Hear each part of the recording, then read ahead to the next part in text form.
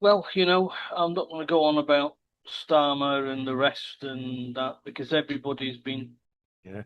over the last week. Yes. There's been nothing else. Yeah. It's just boring.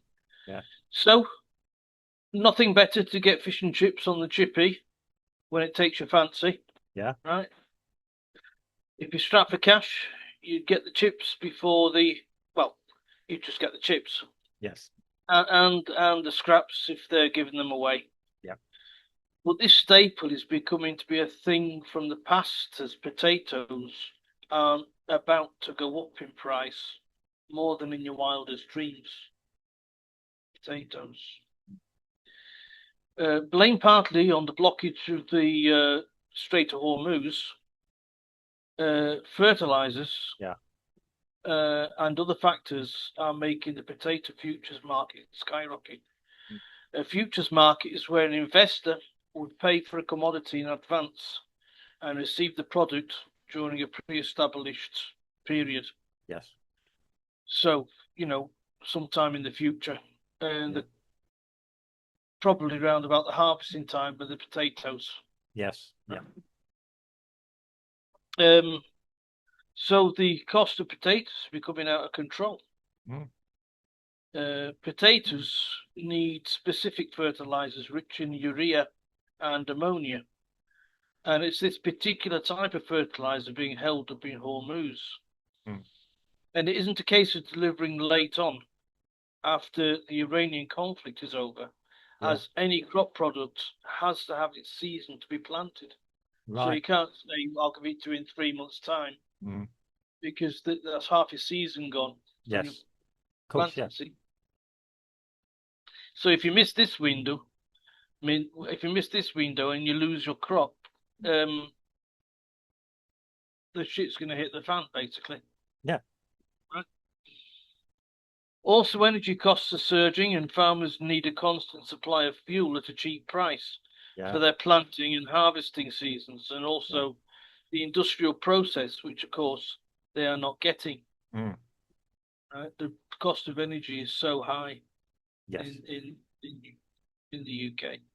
So these problems have made potato-linked financial contracts rise by 700% recently, and are up 34% year on year as of this month, claims the trading economics data.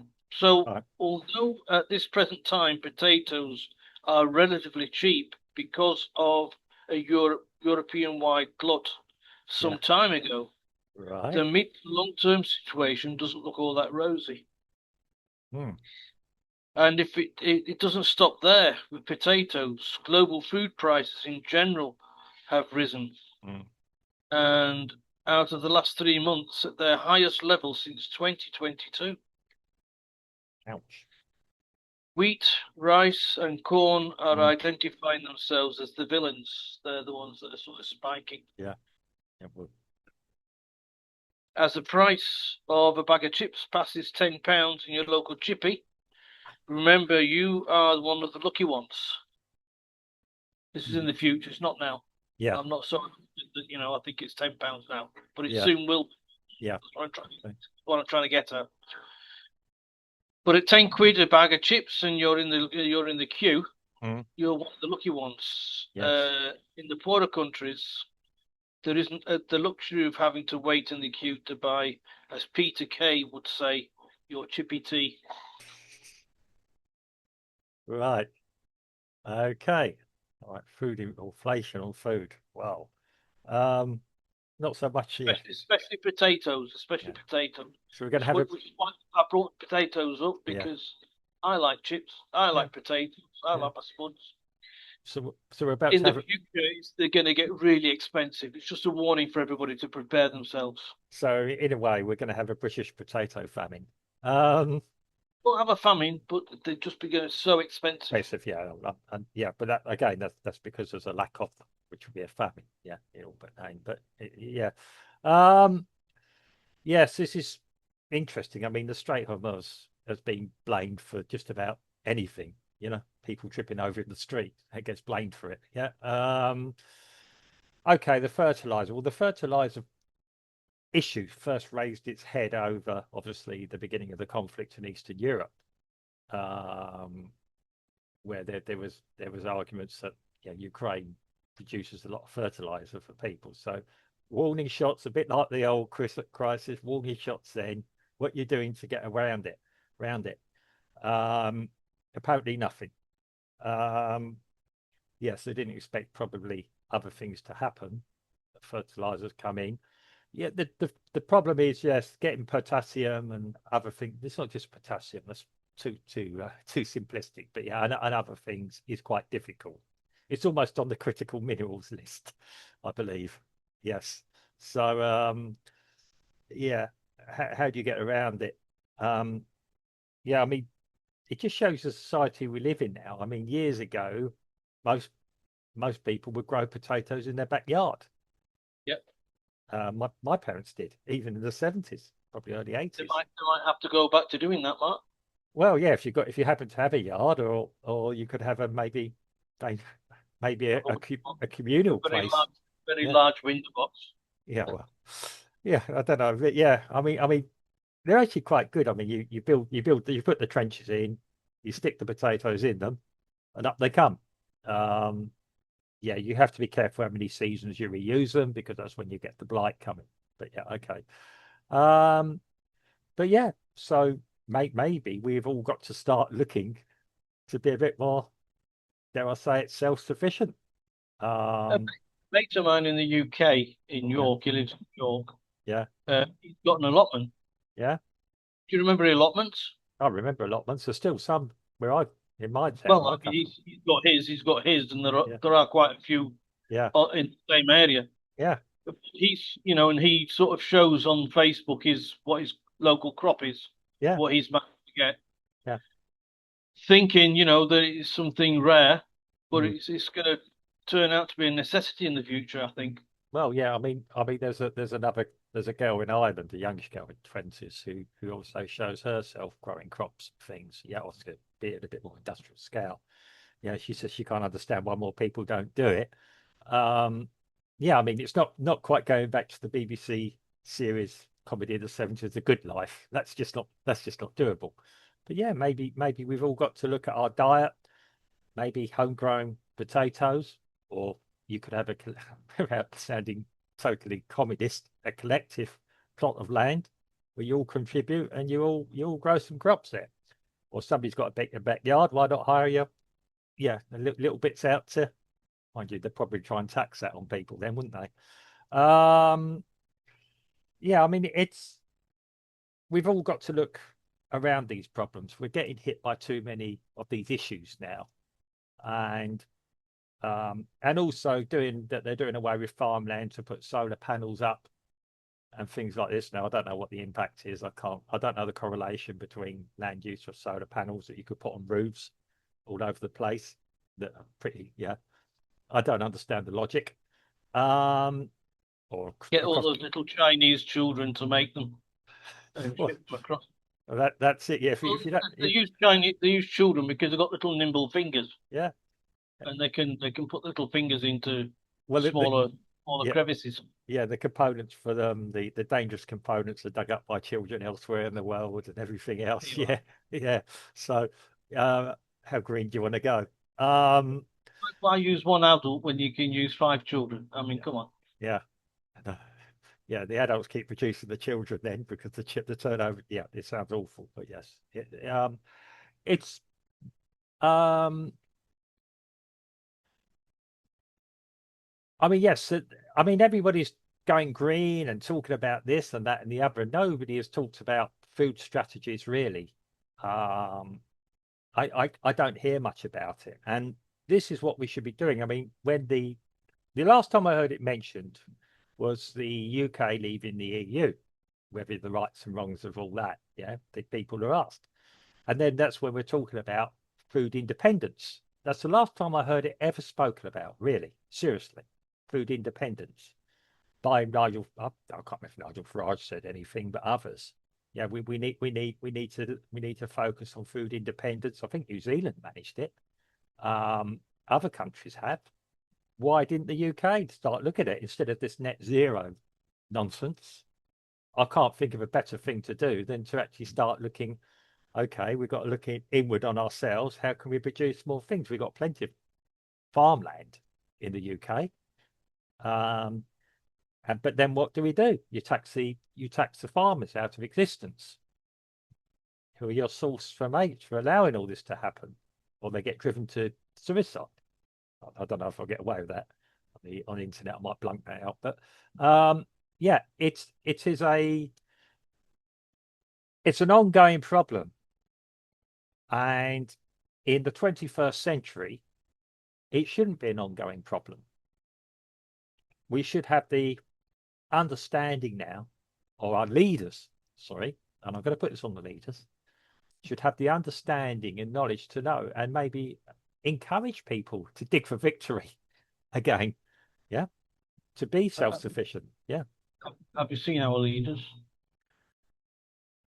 I try not to look at them that often, to be quite honest, because the vomit comes from here.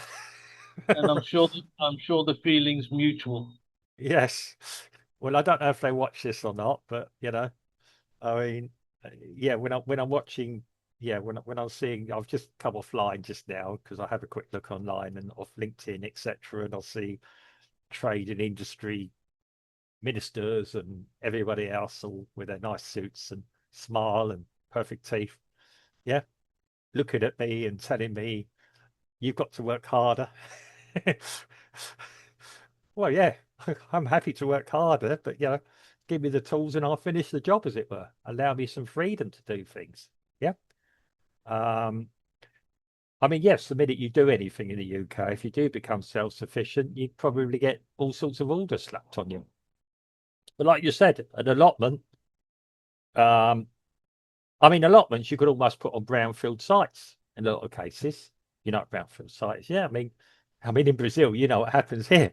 If there's a bit of land that's left vacant, people dive on it You and go start. to the you go into the BR 232, Yeah, and they're growing yams there yeah, and yeah, macaxeira.